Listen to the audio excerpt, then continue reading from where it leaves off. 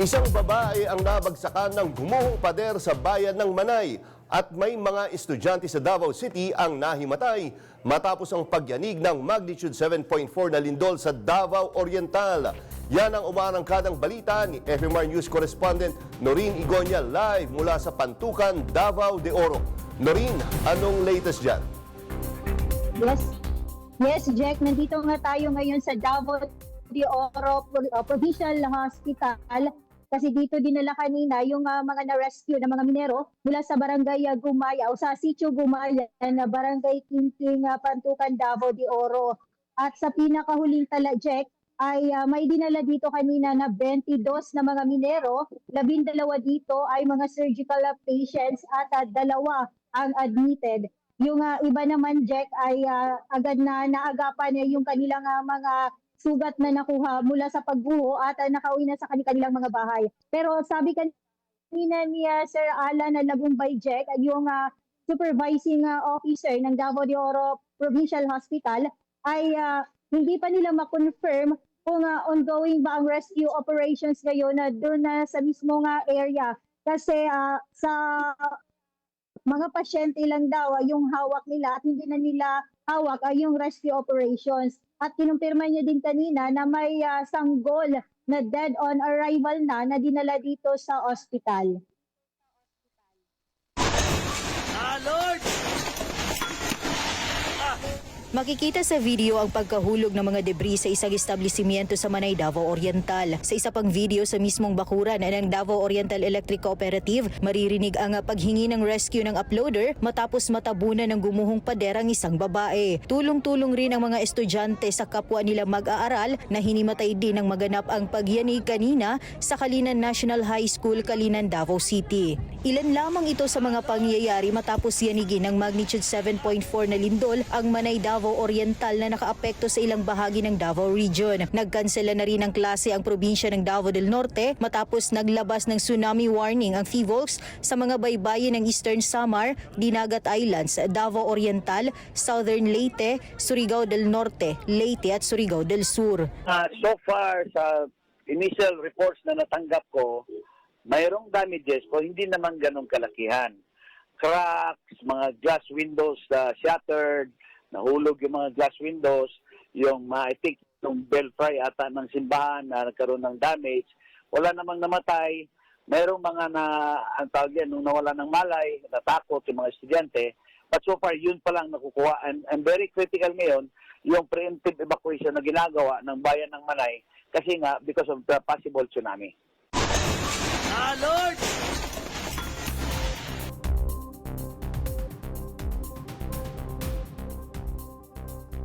Noreen? Yes, Jack. Kanina nga ay nakumpirma ng Office of the Civil Defense na 3 na yung nasawi mula sa nangyaring pagguho ng paglindol dito sa Davao Region. At kinumpirma din ito ni Davao Oriental Governor Nelson Dayanhirag. Patuloy din nga sinasagawang rescue operations dun sa mga area na affected nga nitong pagguho ng lupa, lalong-lalo na dito sa mga areas ng Pantukan na Davao de Oro dahil may mga areas pa dito, Jack, na hindi pa napuntahan ng ating mga rescue team. At kanina din ay naabutan natin yung mga empleyado ng Taguma City Hall na nililikpit nila yung mga nabiyak na mga glass windows ng City Hall. Yes. At yun muna ang latest na mula dito sa... Yes, Jack. Yes. Noreen, una tanungin ko lang, yung babae ba na ano ng pader, kamusta siya? Ano nangyari sa kanya?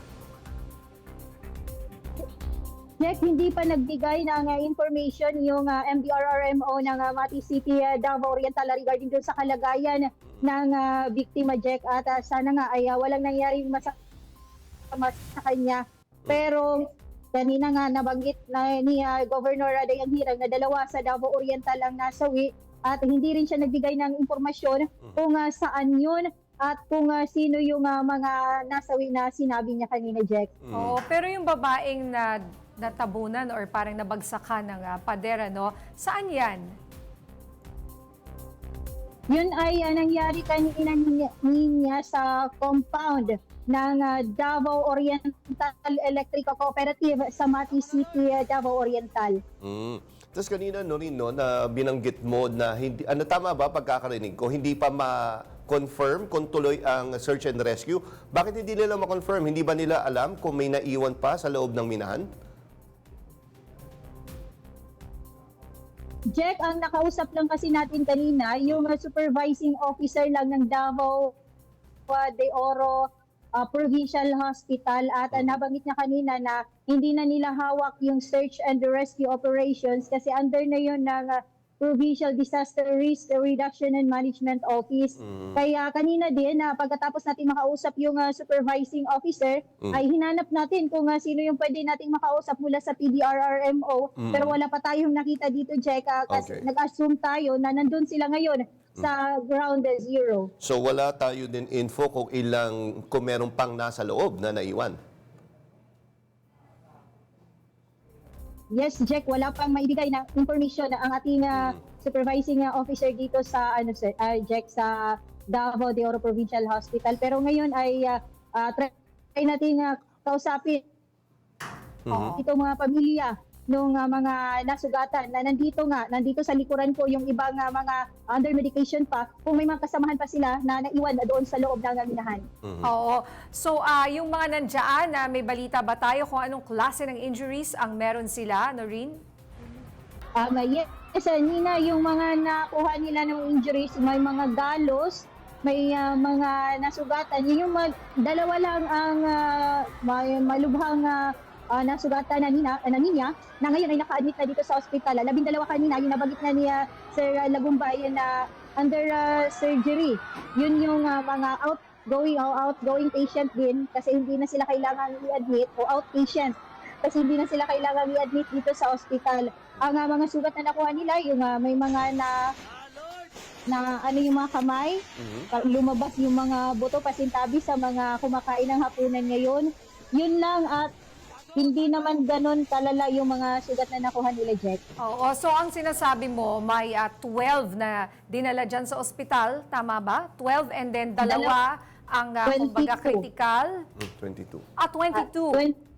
Yes po, 22. Pero yung 12 noon, yun yung surgical patients. Okay. Dalawa yung admitted at yung the rest ay pinauwi na sila sa kanilang mga tahanan. So, out of the 22, may dalawang admitted ngayon. So, kumbaga, 20 ang pinauwi na?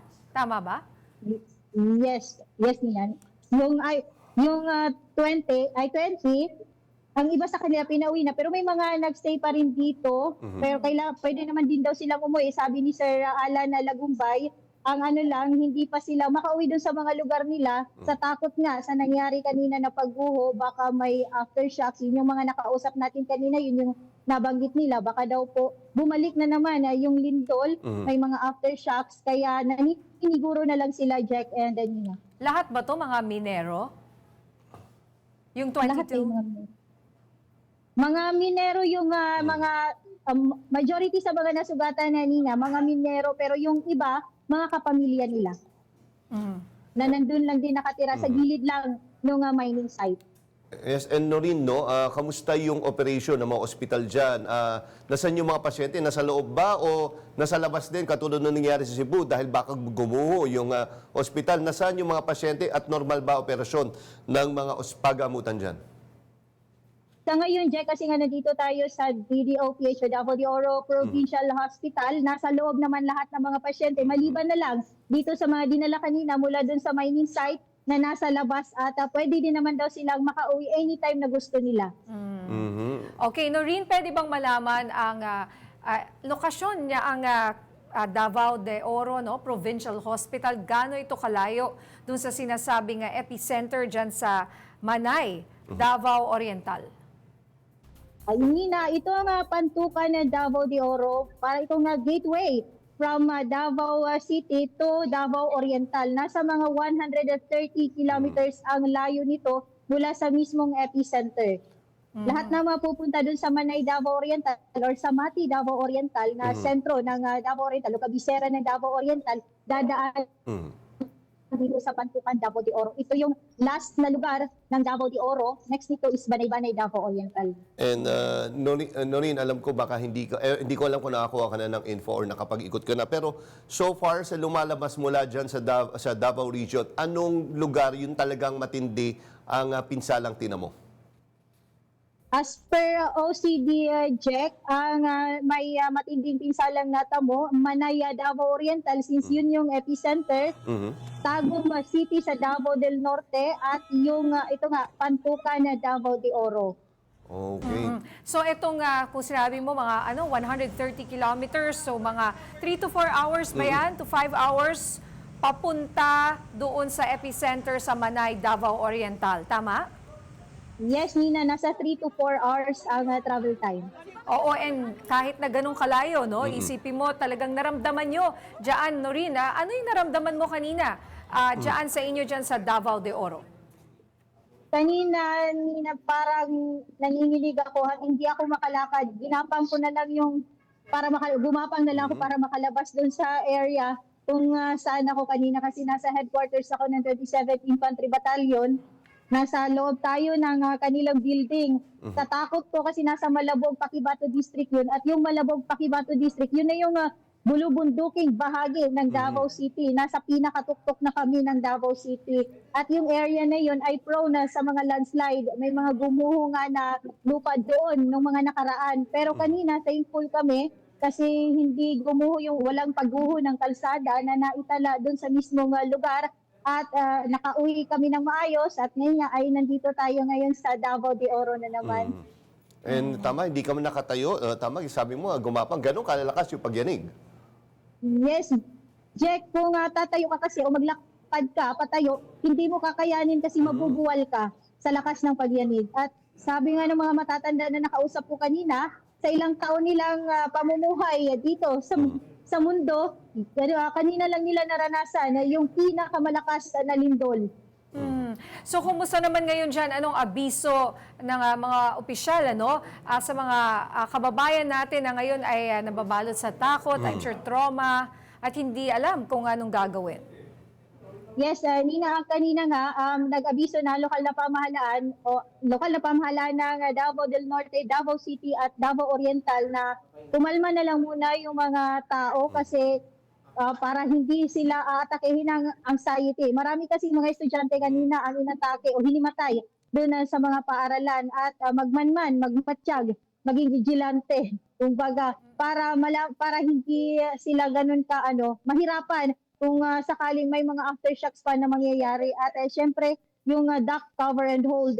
Pero kanina kasi, Jack, nakausap ko yung kapatid ko na teacher ng isang paaralan, hindi na nagamit ng mga bata ang duck cover and hold sa takot nila. Kasi nasa second floor sila at pababa, kaya yung tables doon na available doon sa room nila, hindi sila kasya doon sa dami nila. Kailangan talaga nilang bumaba at pumunta doon sa open ground. Kaya di na nila nagamit yung duck cover and hold, nagtakbuhan sila, ibang gumapang na at yung iba nga hinimatay. Okay, nako. Okay, ingat kayo dyan Noreen, at kaisa nyo kami dito sa pagdarasal para sa kaligtasan ng lahat. Maraming salamat, Noreen Igonia, live mula sa Pantukan, Davao de Oro.